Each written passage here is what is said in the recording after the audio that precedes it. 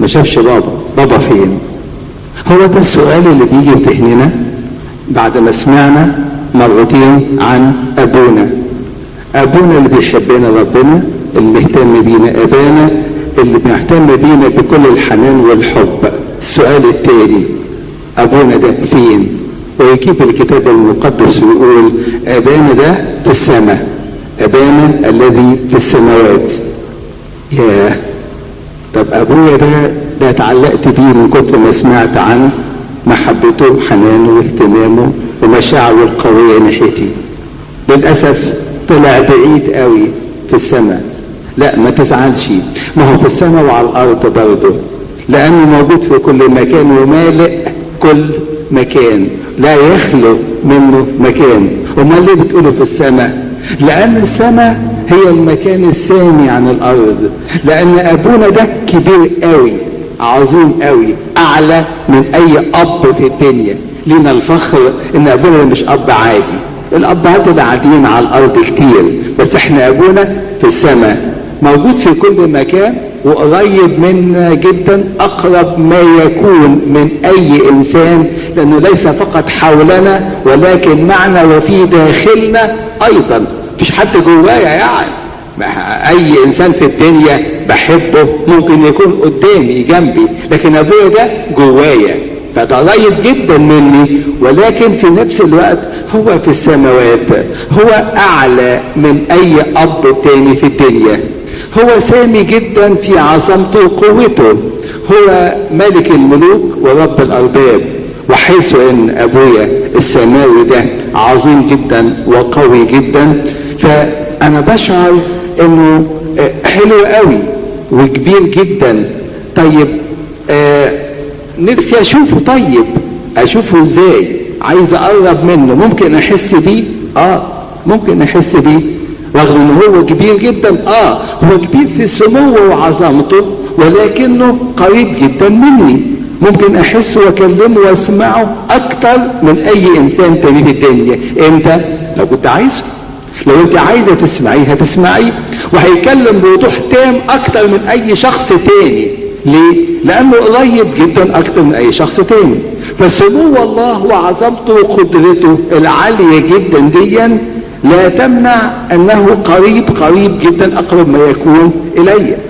في واحده ست من ايام، حوالي ست ايام، مرت بضيقه شديده في بيتها، وكانت تعبانه وتعبت قوي. بالليل في ساعه متاخره قعدت تكلم ربنا، كانت مضغوطه، ومن الضغطه قعدت تصلي بدموع بحرقه من قلبها. ليه؟ الضيقات عماله تتكاثر عليا، وبعدين يا ربي، وطلعت كل اللي جواها في صلوات حاره منسحقه امام الله. وفجاه تسمع آية تتردد في ذهنها، كانتش على بالها لكن جت في ذهنها. بتقول ايه الآية دي؟ بتقول لها لأن خفة ضيقتنا الوقتية تنشئ لنا أكثر فأكثر ثقل مجد أبدي. قالت له كده يا رب أنا فهمت، ربنا بيعزيه، لا ما تخافيش، أنا عارف وأنا حاسس، أنا قريب جدا منك. إذا كان اللي معاكي في البيت دخلوا وناموا، وإذا كنت حاسة إنك لوحدك وإنك مضغوطة جدا والضيقات عمالة تتراكم عليكي، بس أنا واخد بالي. وكمان بقول لك حاجة تاني، إن اللي عندك ده هينشئ ليكي أكثر فأكثر ثقل مجد أبدا، محوش لك حاجات حلوة قوي قوي في السماء تلاقيش. فتعزى قلبها جدا، بس قالت له برضه يا رب ما تخفها شوية. يا واخد على ربنا الدالة كده، كل ده خفيف يا رب، ما تخف شوية، ده كتير عليا. لكن قلبها اطمن انها ما كانتش سهرانة الساعة 2 أو 3 بالليل لوحديها، لا، ده كان ربنا سمعها وجنبها وحاسس بيها قوي قوي. إلهنا قريب جدا منين؟ من المنسحقين، اللي يقرب منه يطلبه قوي قوي. فهو عظيم جدا وأسمى من الكل، ولكنه في كمال قدرته وكمال عظمته هو قريب جدا من كل ولاده. إلهنا في السماء عظيم، وكمان هو عظيم وسامي عن كل ما هو أرضي. يعني إيه؟ يعني عن كل الماديات والشوائب، عن كل الخطايا. إلهنا أبونا كبير قوي، ده ما بيغلطش. اي اب في الدنيا بيغلط، اي واحد فينا بيحب ابوه وامه، ولكن ابويا مهما كنت بحبه برضه انسان. هو صحيح المثل الاعلى ليا ابويا وامي، اي واحد فينا بيحب ابوه وامه عشان كده، ولكن برضه احنا كبار دلوقتي فاهمين ان اي اب بيغلط. لما الاقي ابويا بيغلط والكلمه شتيمه مثلا، ابويا بيشرب سيجاره، ابويا بيتصرف تصرف غير سليم او بيكذب او اي حاجه، احس برضه ان هو في حته ناقصه. طب بس ابويا الكبير بقى، ابويا اللي في السما ده لا ما بيغلطش ابدا، مش مستحيل يغلط. لو كل الناس بتغلط، الوحيد الاب الوحيد اللي ما يغلطش ابويا انا اللي في السما ده. ده هو نفسه قال كده، قال من منكم يبكتني على خطيه. مين في حد ممكن يمسك عليه غلطه؟ محدش ممكن. ده اصل ده فوق الكل، ده ابونا السماوي، ده فوق الكل وما بيغلطش، ده اسمى من اي خطيه. الغريب بقى ان ابوك بيحبك كده وعظيم قوي وفوق كل خطايا ومضمون 100%. الغريب ان انت بعد كده بقى قلقان، شايل هم، مش قادر تتكلي على ربنا، خايف من تدابير الله. ليه هو ده ربنا هيغلط؟ ربنا فاهم بيعمل ايه. تقول احسن يعني ربنا يزودها. هو مش فاهم؟ ده ربنا ما بيغلطش ابدا وحاسبها مظبوط بكل حاجه في مكانها. لا يدعكم تجربون فوق ما تطيقون ويجعل مع التجربه المنفذ.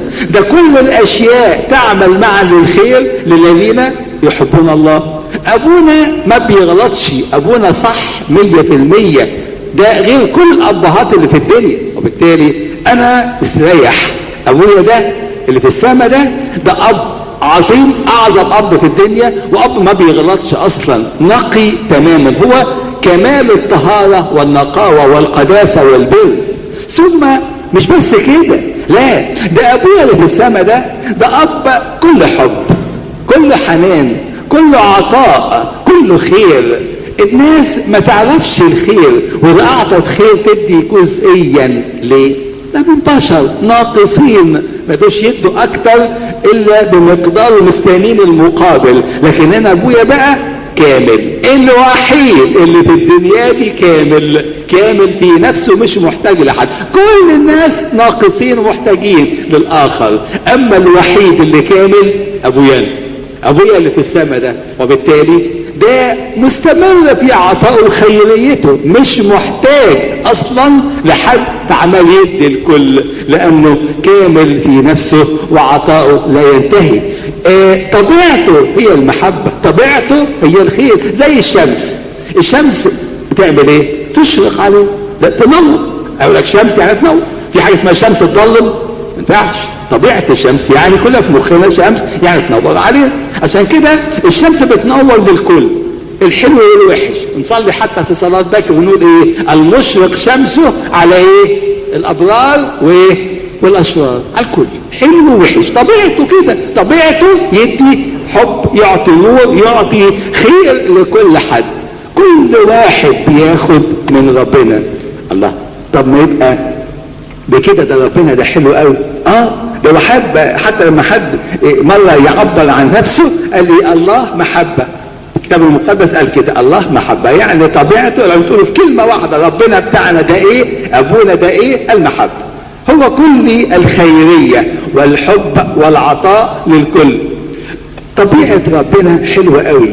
طيب انا عايز اقرب من ربنا، عايز اشوف ربنا، ممكن بس ازاي؟ ده صعب قوي. واحد قرب من ربنا وحبه وارتبط بيه، وبعدين قال له يا رب نفسي اشوفك. قال له لا، صعب. قال له ليه؟ قال له ده انا فوق الاحتمال، بهائي ومجدي فوق ان يحتمله انسان. قال له لا، اسمع، ده انا صاحبك وحبيبي بكلم معاك كل يوم، ده انا موسى اللي بتكلم معاك دايما. قال له برضه ولو يا موسى صعب، ما ينفعش. من يراني ويعيش، ما حدش مش عشان انا يعني عايز ابتعد عنك، ده انا قريب جدا منك، بس كلك ترى بهائي ومجدي كله، ما مش ممكن، مش هتستحمل، انت انسان في الجسد. قال بس نفسي، عارفين عيل وبيزن بقى عايز اشوفك بقى يا بابا، اعمل ايه؟ قال اسمع، طيب عشان الزن بتاعك ده، عشان قلبك متعلق بيا، انا هخليك تشوفني بس بطريقه يعني على قدك. قال طب ومال، بس اشوفك. راح جايبه ربنا وحطوا حفرة كده، نقرة كده حفرة وحطوا فيه، فبقى مستخبي تحت. وبعدين قال له هغطي عليك يا موسى، قال له بس اشوفك، قال له مال، راح مغطي عليه. ومر الله سريعا فرأى الله من الخلف، يعني قال يعني يقول ايه، شاف شيء من بهاء الله. ياه، نور عظيم جدا وبهاء مش معقول، وايه ده قاعد في نقرة وربنا مخبي عليه مش هيستحمل البهاء، وشاف شيء بصيص يعني من البهاء بتاع الله. بسط قوي موسى. ربنا قال له بسطت، قال له جدا، قال له طب تعالى بقى طلعه. قال له يلا، قال له بقى انا رايح بقى ابشر شعبي، قال لهم انا شفت ربنا. جري بقى على شعب بني اسرائيل، قال لهم شفت ربنا. اول ما بيشوفوا ايه ده موسى، ايه ده ايه ده ايه ده، قالوا ايه، قالوا خبي وشك. ليه؟ قالوا وشك بيلمع، مش قادرين نحتمل بهاء ولمعان وجهك، حط برقع على وشك. فوضع برقع على وجهه، وظل هذا البرقع طوال حياته. لما يجي يتكلم مع الشعب بني اسرائيل يحط البرقع. ليه؟ قال مش قادرين، وشك جلدك ده بيلمع من كتر ما انت شفت شيء من بهاء الله مرة واحدة. امال اللي شوف ربنا على طول يبقى ايه؟ عشان كده الملائكة بيقول عنها ايه كتاب، انها بتسطر وجوهها من بهاء مجده، تستحملش بهاء الله. الهنا اذا اله عظيم جدا وكله نورانية وحب وخير، هو ده الهنا السماوي. كويس.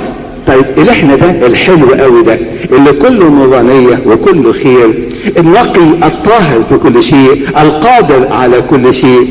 طيب انا يعني ممكن اكون ابنه؟ ده هو اللي قال كده، قال يعني انتوا ولادي، بس يعني ولاده يعني فضل منه مثلا، يعني انه قال يعني سيبكوا ولاد. قال لا، هو صحيح احنا ولاده بالتبني، يعني هو احنا مش من جوهره يعني، لا، لكن احنا مش جوهر ولا احنا اولاده بالتبني، ولكن هو بيحبنا مش مجرد فضل منه كده يعني حاجة زيادة مش على باله، لا، ده احنا على باله قوي، بدليل انه مات عشان، في اكتر من كده مات. في حد بيموت عشان خاطر واحد عادي؟ لا، عن خاطر واحد من عبيده؟ لا، ده عشان خاطر ولاده الخصوصيين. ده حتى لو واحد في الدنيا عملها يقول مش معقول، ده شيء فوق الوصف ان في اب عادي في الدنيا يموت عشان خاطر ولاده. ده لو اب ادى كليه من كلاويه لابنه، يقول هذا الرجل العظيم المضحي يحب ابنه، يضحي يديله كليه عشان ابنه يعيش. لكن ابونا بقى مات عشان خاطر يفدينا، مش حب اكتر من كده بقى؟ اذا كان الله الهنا وابونا بيحبنا للدرجه دي حب حقيقي بقى، ده مش مجرد ان احنا وحشين ويلا يتفضل يدينا حاجه، ده بيحبنا محبه شديده جدا. طيب اذا كان هو سماوي، ابانا الذي في السماوات، يبقى احنا كمان لازم نكون ايه؟ احنا كمان ابناء سماويين. ازاي؟ طب احنا على الارض، طب يعني طب ما ابونا قلنا في السماء وفي الارض، مش ربنا موجود في كل مكان؟ ما الله موجود على الارض، والهنا تجسد وعاش في وسطينا عشان يقول ان ممكن تعيشوا حياه سماويه وانتوا هنا على الارض. ازاي؟ تعال نشوف ازاي بقى، هنفكر مع بعض. كيف اكون انا ابن حقيقي لربنا؟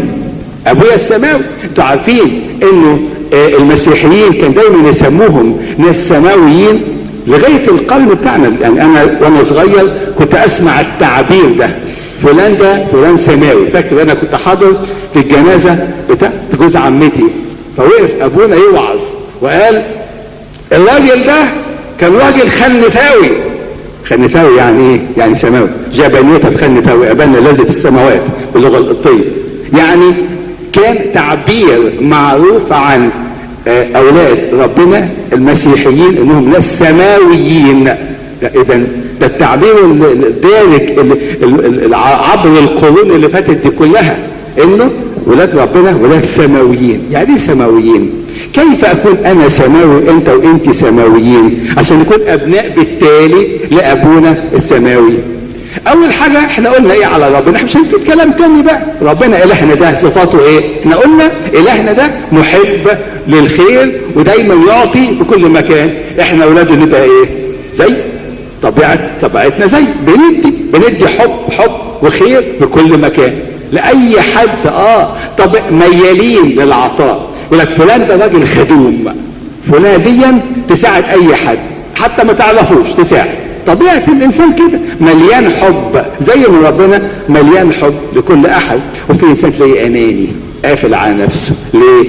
ده غلبان، ما عرفش سكة الاب السماوي.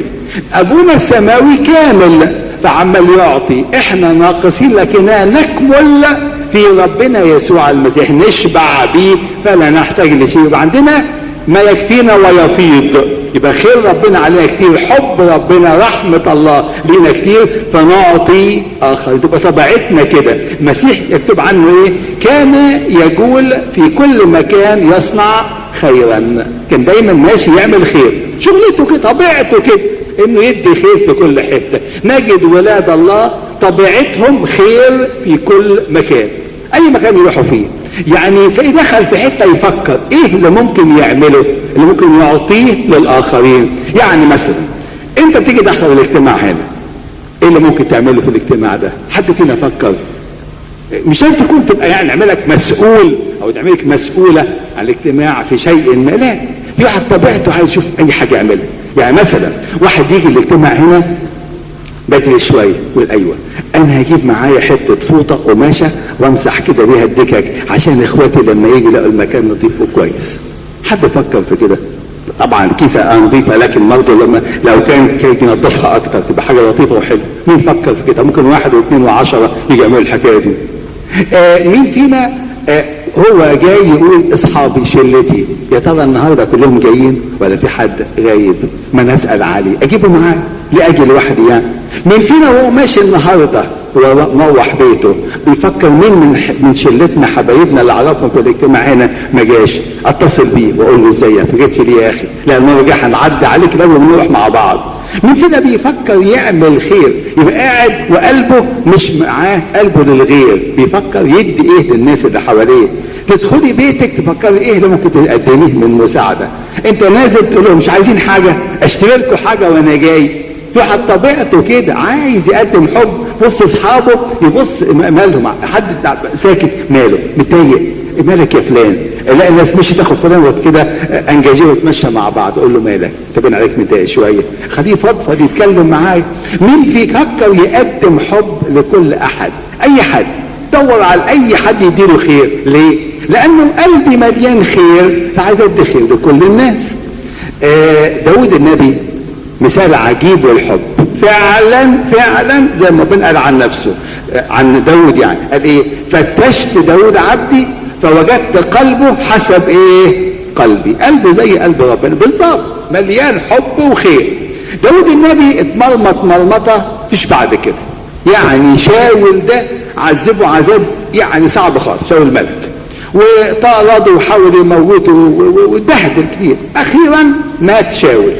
وبعدين بعد ما مات شاول ملك داود، مع ان داود كان هو الملك مرسوم من الاول ملك من ايام شاول، ربنا رفض شاول لكن داود استحمل. وبعدين بقى داود ملك خلاص. داود يقول ايه؟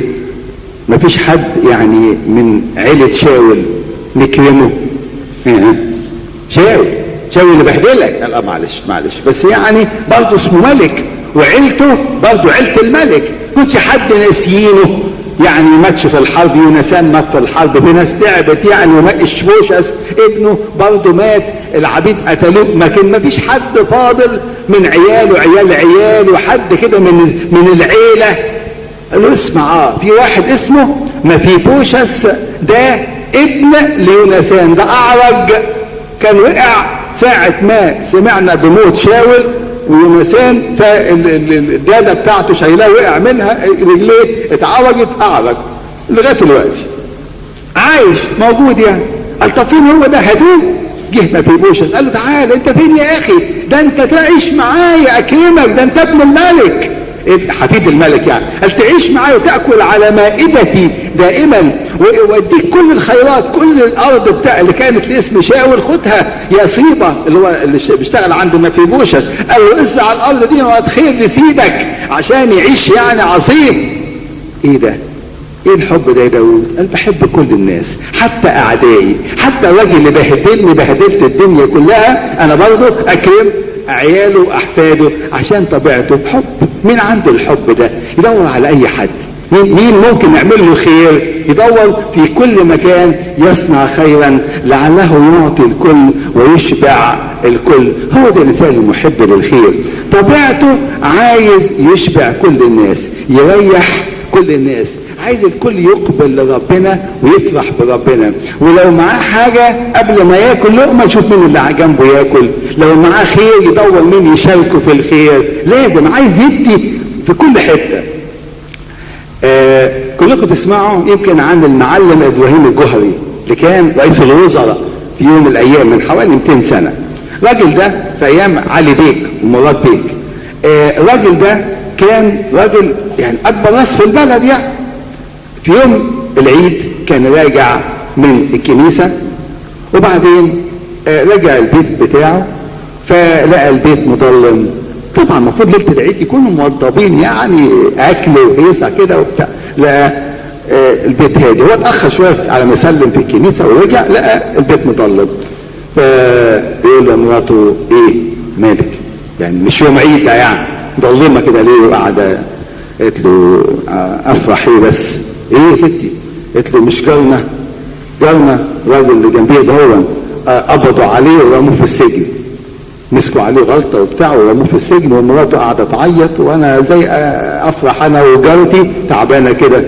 قال لها يا طبعا ناكل ايه بتاع؟ لا نشوف. قلت له اتصرف بقى انت رئيس وزراء يعني شوف بقى ده جارنا راجل عادي غلبان بس ده جارنا. قال له حاضر.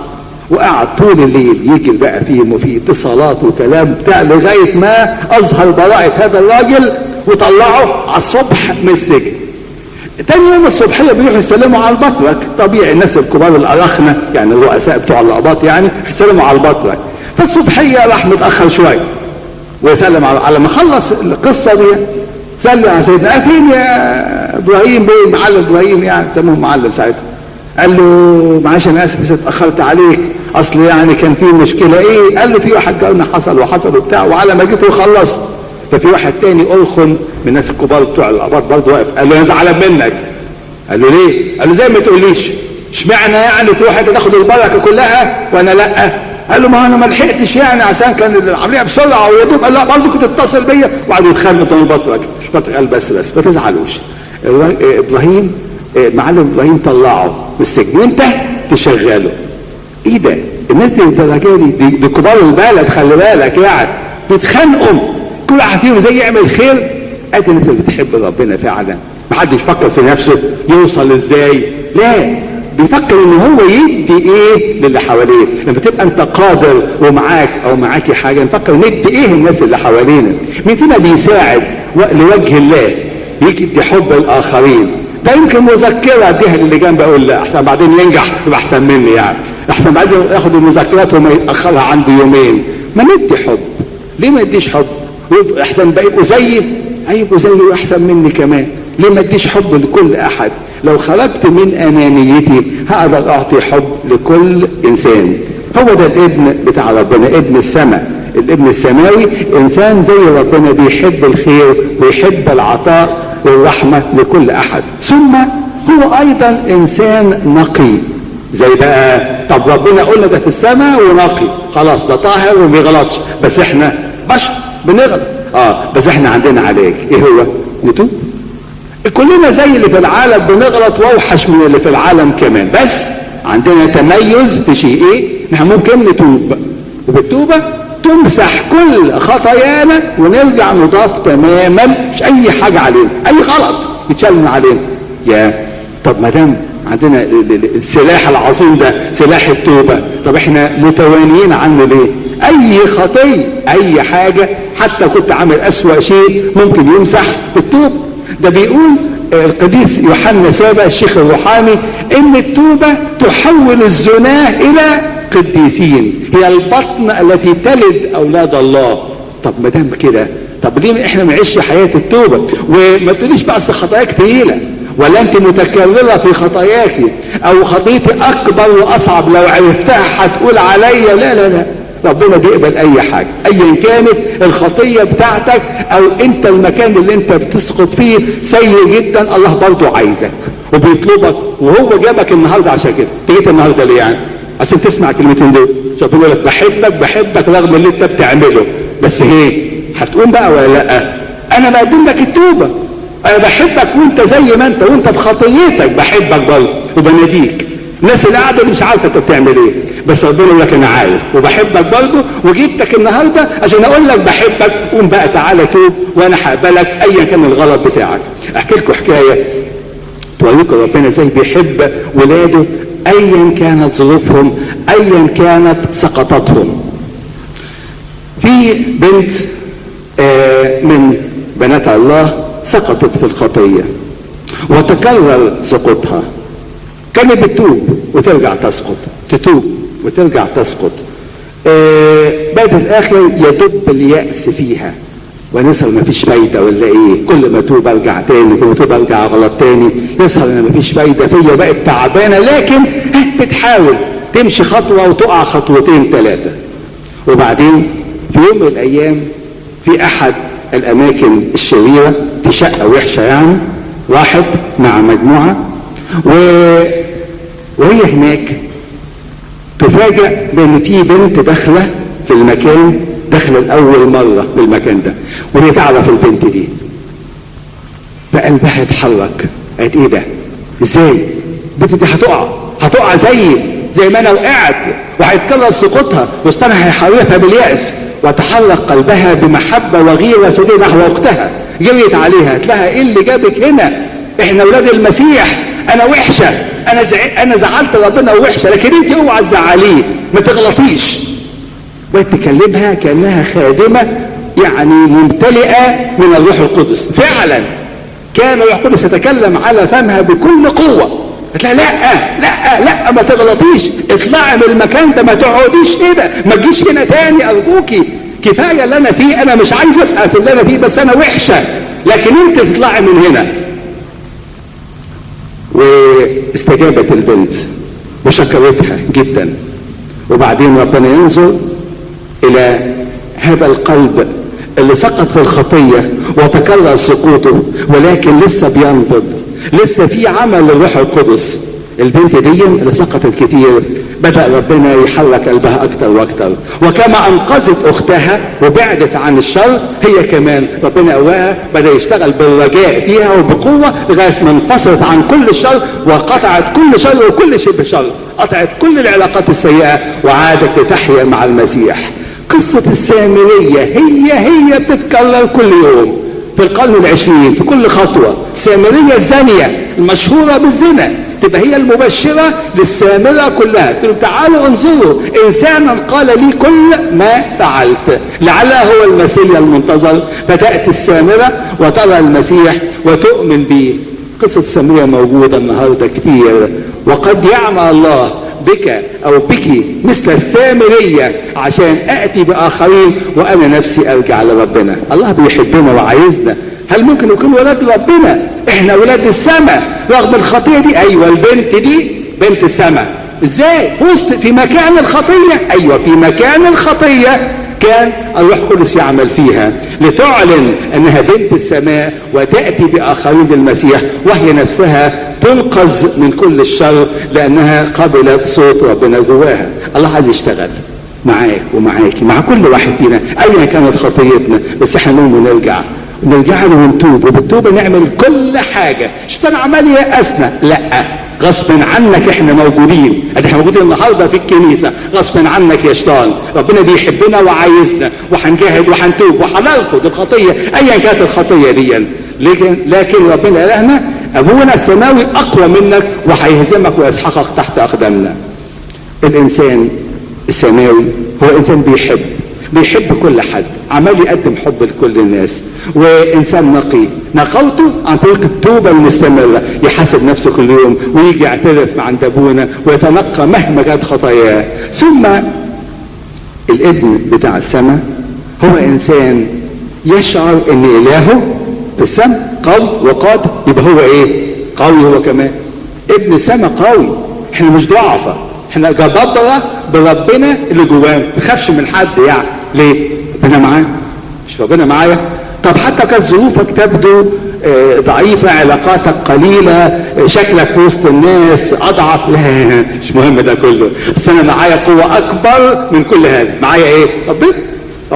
ربنا ده اقوى من الكل، بيعمل كل حاجة، بيه اقدر اواجه الدنيا كلها ولا يهمني من حد. استطيع كل شيء في المسيح الذي يقويني. ازاي؟ طب انا ضعيف. لا، انا ضعيف لما كنت في الخطيه، لكن لما لم بتوب يبقى انا اقوى من كل العالم. في العالم سيكون لكم ضيق، لكن ثقوا انا قد غلبت العالم. عشان تغلبوا انتوا كمان العالم، لاني انا فيكم، وبالتالي تقدروا تغلبوا كل شيء. هو ده عمل ربنا في ولاده، في كل جيل بيعمل كده في ولاده عشان يعلن انه اقوى من كل ما في العالم. قصة بتاعت زمان بتاعت أليشع لما يقوم عليه الجيش بتاع الأعداء كله عشان يقبض عليه، وبعدين تلميذه جحزي يقول له يا أبي شايف قد إيه الجيوش جاية تقبض علينا أنا وأنت؟ قال له ما تقلقش، ده اللي معانا أكتر من اللي علينا. وقال له يا رب افتح عيني الغلام فيرى السماء ملقانة بالأجناد الملائكية. قال له اطمنت؟ قال له خلاص ما تخافش، تعالى ورايا بقى. نزل للجيش، صلى، قال يا رب اتصرف، ونزل للجيش فيطرد الله الجيش كله بالعمى. لو كلهم بالعمى قال لهم مالكم ايه؟ عايزين ايه؟ قالوا عايزين ليش؟ قال طيب سكتوا في ايد بعض، تعالوا ورايا. وخدهم بقى من ايدهم، جرجر الجيش عمي كله ودخل بيه على وسط المدينه، واجتمع الملك وجيوش اسرائيل كلها حواليهم. وبعدين قال له يا رب فتحوا عينيهم، لقوهم فين؟ محاصرين بجيوش شعب الله. فالملك قال له اضرب يا ابي. قال له تضرب ايه؟ لا تضرب انت غلبتهم في الحرب. لا دول ضيوفنا، لو سمحت نزل مائده عشان ياكلوا ده هم خايفين ميتين في جلدهم. قال لا اتفضلوا انتوا ضيوفنا. كانوا طلعوا يجروا خافوا. ايه الحكايه؟ احنا اقوى، وبالقوه دي نغلب اي شيء. الاعداء دول يتحولوا لجيش عمي مخوفين، ونأكلهم ونروحهم، هم يطلعوا يجروا من نفسهم، لان هم قدام ناس جبابرة. واحد جبار ليه؟ مع ربنا. هذه القوة قوة متكررة في كل يوم في الجيل بتاعنا. كان في واحد في الكنيسة اللي كنت انا بخدم فيها زمان، كنيسة الانبا انطونيوس في شبرا. الشخص ده اكبر مني، اسمه حبيب فرج، لعل بعضكم سمع عنه، كتبوا كتاب عنه قريب نزلوه اليومين دول، وكتب عنه شيء في كتاب بستان الروح الجزء الاول بتاع لمبا يؤنس المتريح.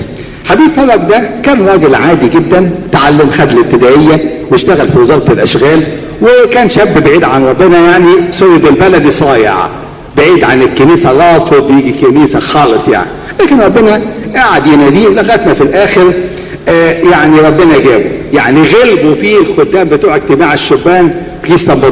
كانوا يروحوا يزوروه ويقول لهم بعدين، وفي الاخر بقى يعني غلب منهم. قالوا اسمعوا انا حاجي بس على شرط. ايه؟ قال لهم انا حاجي بس اوعى حد يفتقدني تاني. تقبلوا؟ حاجي بس على الشرط ده، لو غبت ما حدش يجي لي تاني. قالوا له طيب ما هو مش حل تاني. جه حضر، وطبعا صلاه من اجل شديده، والله اشتغل، حضر الاجتماع عجبه واستمر، وبقى شويه بقى خادم، وطبعا بكيسه بقى حلو قوي.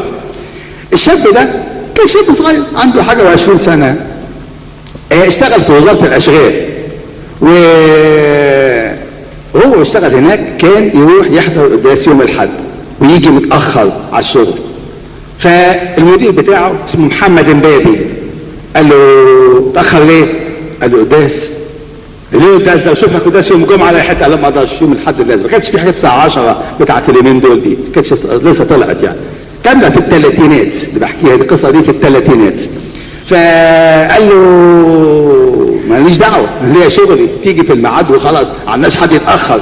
قال له ما اقدرش، لازم انا احضر قداس. مره في الثانيه قال له انا هوريك بقى، راح كاتب شكوى فيه رفعها للألف بيه المدير كبير ان الراجل ده متهاون في عمله ويهمل، مع انه راجل امين جدا في شغله.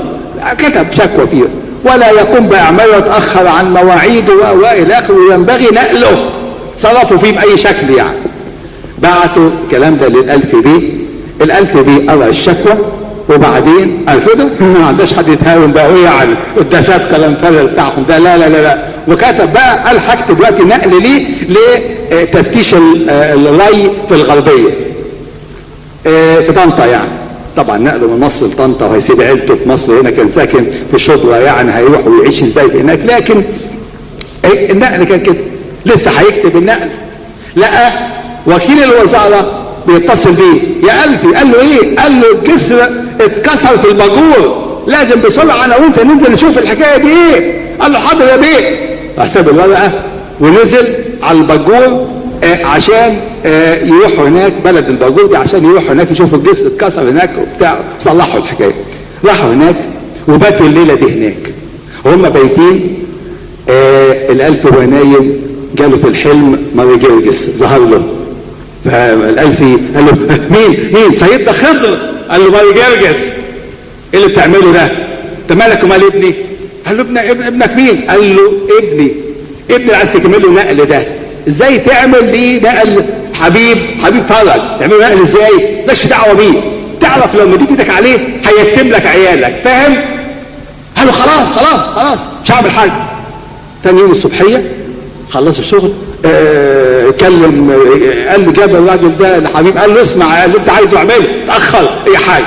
وقال لمبابي رئيسه لا مالكش دعوه بيه، ده صاحبه ده يسهر بقى سيدنا خضر ده مع عمر جرجس بتاعهم ده قوي. قال لي هيتم لك عيالك هموتني. لا، وفعلا ساوي. ومرت الايام والقصه دي اللي حكاها هو محمد امبابي نفسه. حبيب فرج هذا معاش غير فتره قصيره، والعذراء اختارته وكلمته وقالت له على الميعاد بتاع النياحه بتاعته، وانتقل وهو شاب صغير عنده حوالي 27 سنه. في يوم الجنازه استأذن محمد امبابي، قالوا له اسمحوا لي في الكنيسه اقوم احكي حكايه. وقف محمد امبابي عشان يحكي القصه دي، يقول لهم الراجل ده راجل بركه، راجل مع ربنا فعلا. حكى القصه بتاعته وعلاقته بماري جرجس او سيدنا خضر اللي دافع عنه، قال اوعى حد يقرب منه لانه اذا حد قرب منه هيتم له عياله. ايه اللي بيحصل ده؟ ماري جرجس صاحبه هو انسان قوي، قال له اروح الكنيسه وخلاص. ما يزعق في الالف بيه، سكت الالف بيه وخلاص. القصه دي بقى قصص مستمره من هذا القبيل كل شويه. ابونا بشوي كامل جات له واحد حقني خطفوا البيت.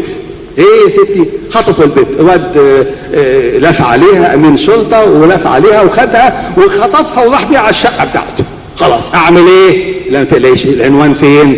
خد العنوان قعد يصلي، وبعد ما صلى راح رايح على الشقه، خبط على الباب، فتحوا الباب لقوا الراجل واقف قدامهم، ما اداش فرصه يتكلموا، راح داخل الشقه على طول ودخل فتح الاوضه لقى الاوضه، راح شالتها وطالع بيها وهي ماشيه مع وسط الذهول الكل، وخرج بيها وركب بيها العربيه ومشي.